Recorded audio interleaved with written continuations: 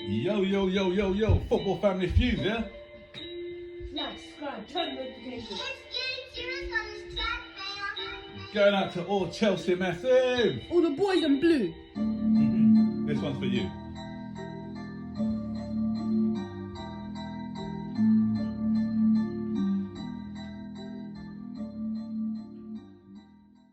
Hi guys, a real quick video here, Football Family Feuds, and this is to just have a little talk on the breaking news, guys. It's back.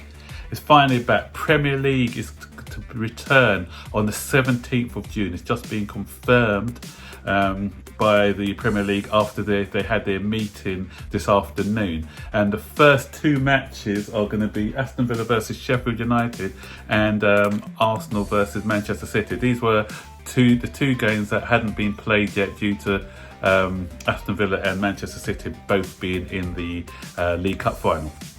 So the 17th of June is a Wednesday, so those games are going to be played then, and then the rest of the league is going to resume over that weekend, so from the 20th onwards. So before the Premier League stopped, Chelsea were in fourth place, 3 points behind Manchester United, and so it's going to be a tussle to the end to who's going to get that coveted fourth place. 9 games left between now and the end of the season, and Chelsea have 4 home games, 5 away games, and so Manchester United, I think, similar, 4 home, 5 away. Don't discount the likes of Wolves and Sheffield United, who were close behind, but it's going to be like a mini season now, because with 9 games, we just don't know what's going to happen. For Manchester United, were the form team, and coming up to that, they played in their last 4. They had the last 5 games, I think they had won 4 of them and drawn 1. And we had just come off the back of a 4-0 victory against Everton. Prior to that, we drew 2-2 with Bournemouth, and prior to that, we had beaten Tottenham.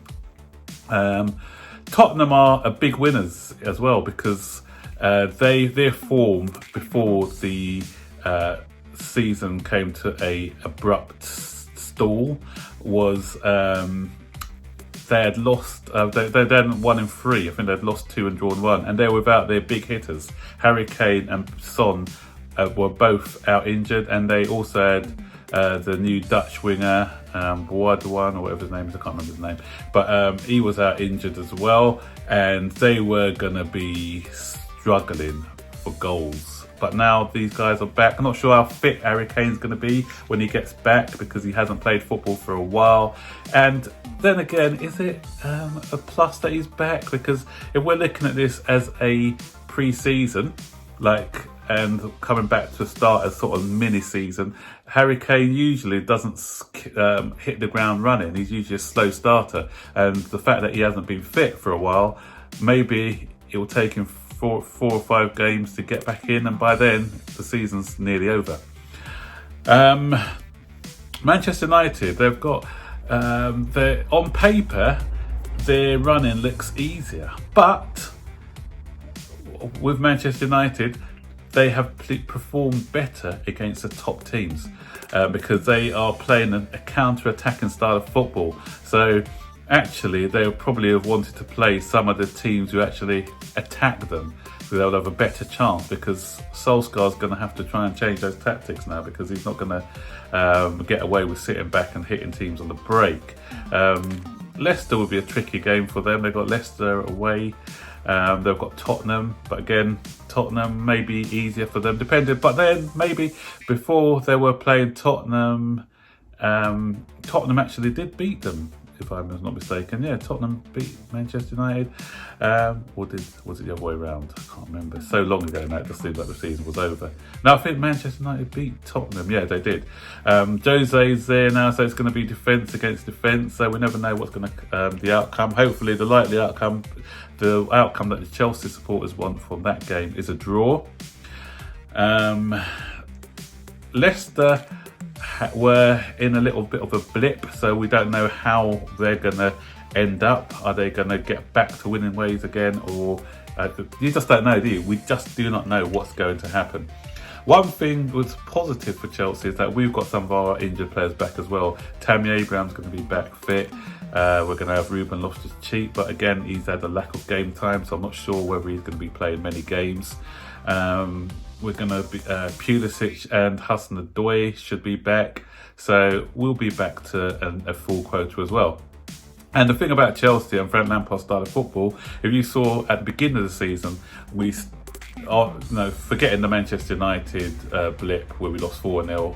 After that, we were great. We went on a good run of games. We drew with Leicester, I think. Then we went on a run of games where we won a few games, and that's because the players were looking sharp and hungry. It was only as the season wore on, as we had more games, the Champions League came in, that the style of play and the fact that we had a lot of players out injured, so we couldn't rotate the squad like Frank Lampard wanted to do, then we saw a dip in results. But now that the players have been rested, maybe we can come back, hit the ground running, and have a great finish to the end of the season.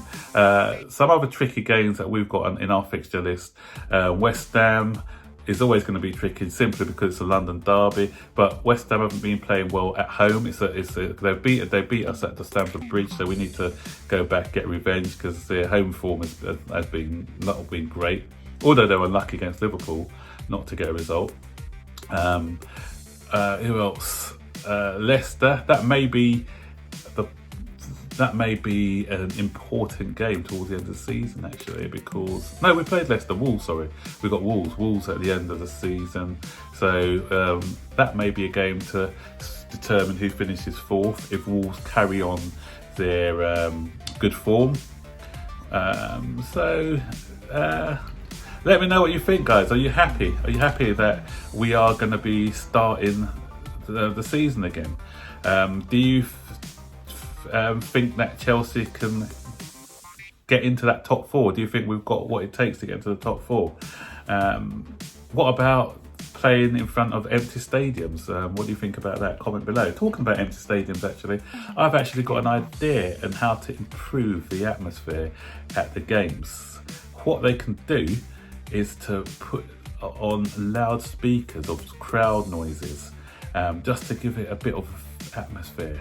So, and like for instance, when you score, you ramp it up. You can do little editing, like we do on this YouTube, where we can edit crowd cheers into the match when they score a goal. That'd be good for TV as well, because the only one criticism I've had watching the German football is that it's just been empty. Without the crowd there, and it just has that empty feel to it. But if we can inject a bit of crowd noise into the matches, even on the TV, editors can do that, so that'll give it that feel that we're actually getting involved in a real Premier League match. So everyone's going to be happy now. The TV companies are going to be happy, the fans are going to be happy, the government are going to be happy.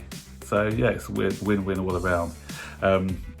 Hopefully all the players can stay safe. Hopefully there's not another outbreak, and hopefully there are no casualties due to this.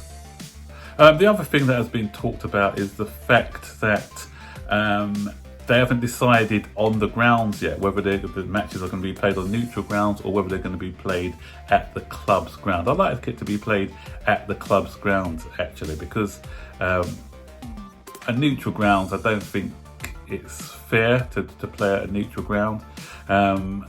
Keeping the crowds away from the matches, that's a problem for the police, but the police have assured that they can do it, and the clubs are willing to play the police to stop them from doing that. You just stop people from coming in at certain entry. You just block off certain entry points to stop fans from coming into the match. But the only problem is going to be, obviously Liverpool are going to win the league, and we all know that's going to happen. It's to stop these guys from going into. They haven't won it for years, so these supporters are not. Some supporters don't even know what it's like for them to have ever won the league. So they're all going to be wanting to go to the city centre to cheer and celebrate once the inevitable happens. So that, again, I say that's not my problem. That's a problem for the Liverpool Council and all the police. So we're there, guys. Football's back. Probably 2 games a week as well. So hopefully there's no injuries or anything else. So we're going to have something to talk about. We're going to have match analysis back, and let's see. So let's hope that we can just keep that blue flag flying, keep that top 4 position, and let's march on and get into the Champions League for next season. Until then, guys, take care. Bye-bye.